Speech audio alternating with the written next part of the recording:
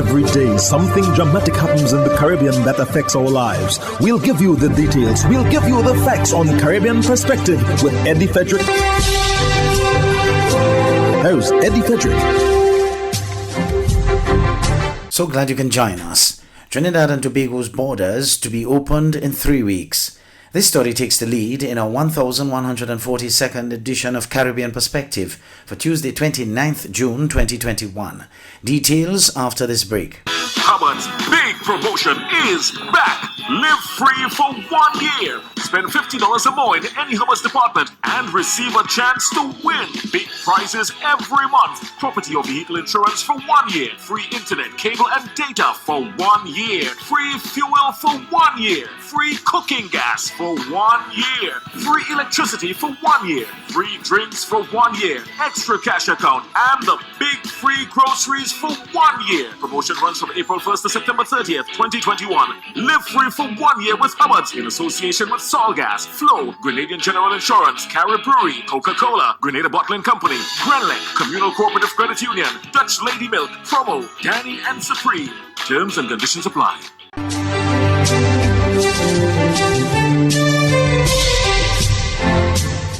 Welcome back.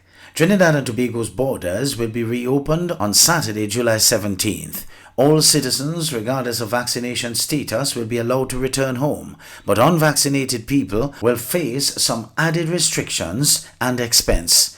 However, unvaccinated non-nationals will not be allowed to enter into Trinidad and Tobago under any circumstances at this point in time.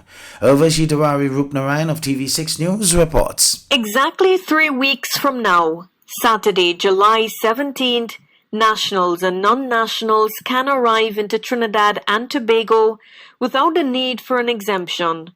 People who are fully vaccinated with a WHO-approved vaccine and who have met the required 2-week period post-vaccine will face a fairly hassle-free arrival process. Would be allowed to enter having shown proof of a negative PCR test less than 72 hours or less old, and such a person would be allowed to travel into Trinidad and Tobago without hindrance and would be allowed to go home. Given that children are not yet eligible for vaccination, children arriving with their parents, once their parents meet the above-mentioned criteria, will be allowed to go home with their parents. Unvaccinated nationals will have to undergo a mandatory quarantine. Must go into state-supervised quarantine for 14 days,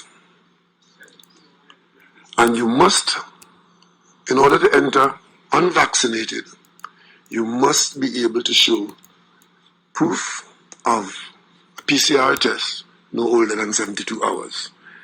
And the state-supervised quarantine would be at venues, certain approved hotels authorized by the County Medical Officer, and that would be at your own expense. At this time, there are no stipulations in place for people traveling from any particular geographic area.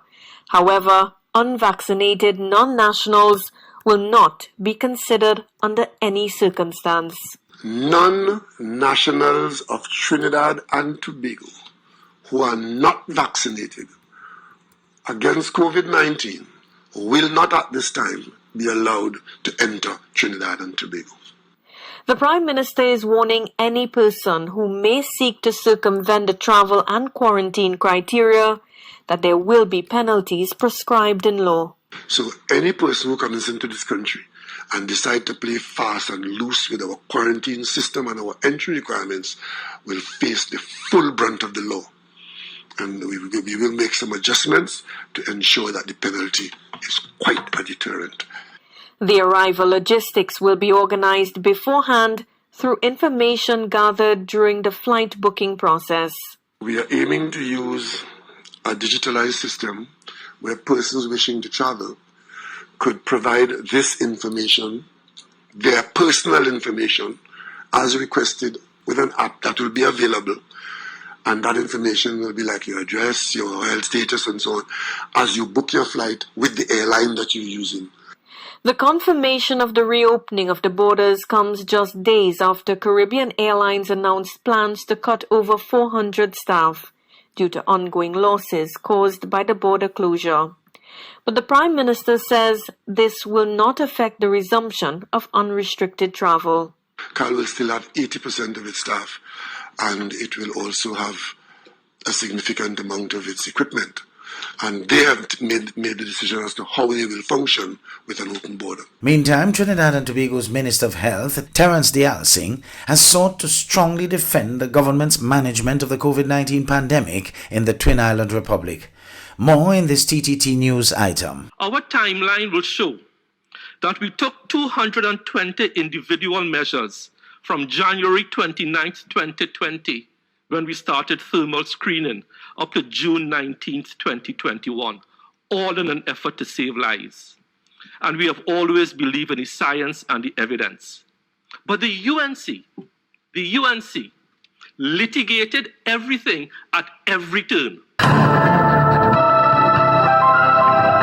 hurricane season is now upon us, so we as Caribbean people need to remember to think safety and be prepared. Avoid venturing outside during a storm or hurricane, especially if there are strong winds. Rooftops and other debris are often blown about and can cause great damage.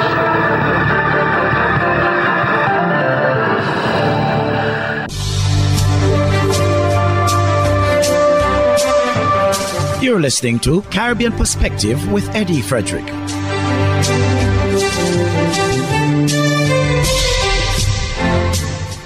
Over now to Barbados, where the International Business Unit is investigating a report which places a Barbados-registered offshore company at the center of an international multi-million-dollar crime ring. Details in this Barbados Today news story. International Business Minister Ronald Topping, however, revealed that in the absence of an overseas conviction, it will be difficult to take any significant action. A Canadian Broadcasting Corporation article published earlier this month identified Hyuna International, which operates from Hastings, Christchurch, as being allegedly involved in a scheme that uses a network of streaming websites to scam thousands of internet users. Our information does not tell us that there's any conviction at this stage.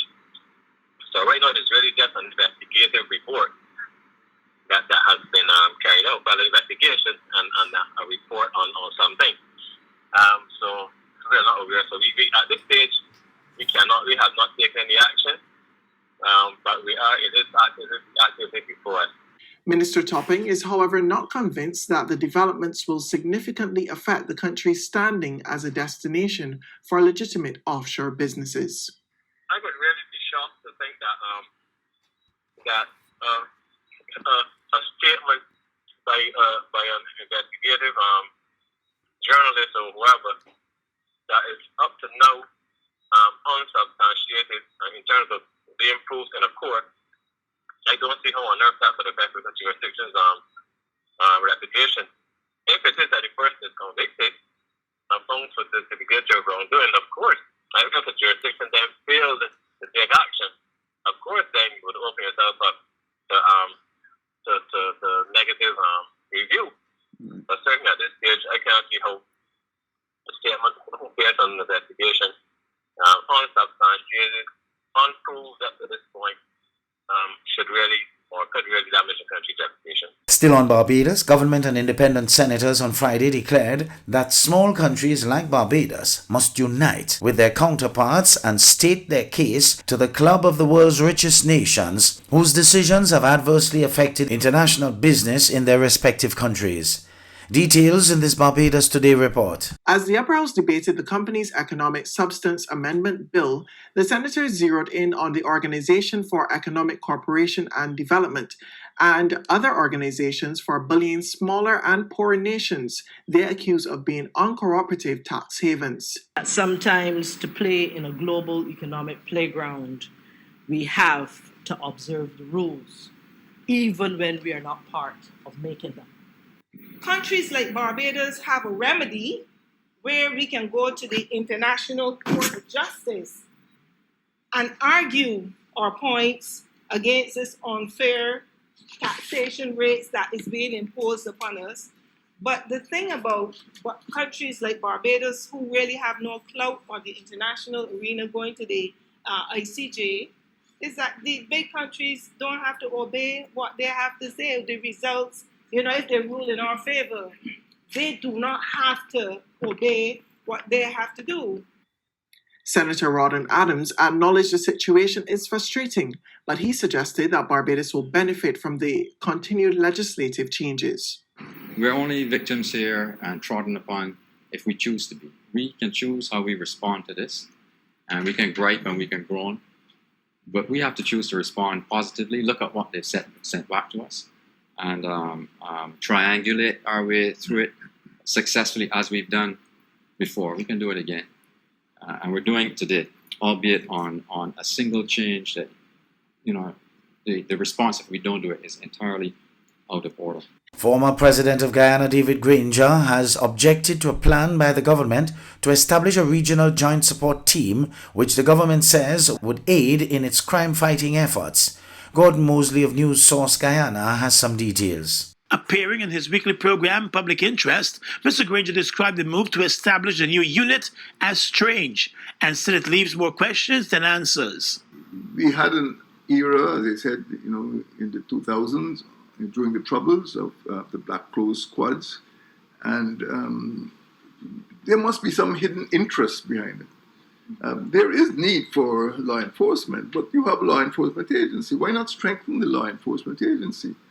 This does not make sense. Mr. Granger, who is a retired brigadier himself, said there appears to be hidden hands guiding the government's security policy, which he noted is dangerous for Guyana. I think the general population is very concerned that we're going down the road to the Black Clothes Squads that we saw 20 years ago. And we don't know who's controlling it, who's driving it. We don't know if this is a recommendation from the acting commissioner of police or the acting chief of staff, because those two persons have not been confirmed in their positions. Nobody knows what's going on. There seems to be some hidden hand, directing security policy. The government last week approached the National Assembly for $700 million to establish a new unit, which has been clouded in secrecy.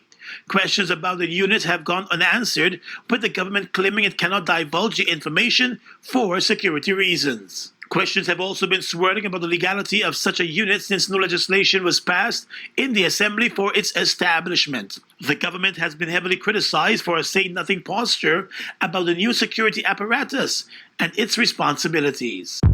Did you know that your friends and family can now shop at the Food Fair from anywhere in the world, and you can receive here in Grenada? The Food Fair and GrenadaMarket.com now make it possible through secure online shopping and personalized customer service. Simply send your loved ones a list of your preferred items or let them fill an online basket, and the items will be available for pickup or delivery. Visit GrenadaMarket.com or thefoodfair.gd today for more details. The new norm. Spread the news.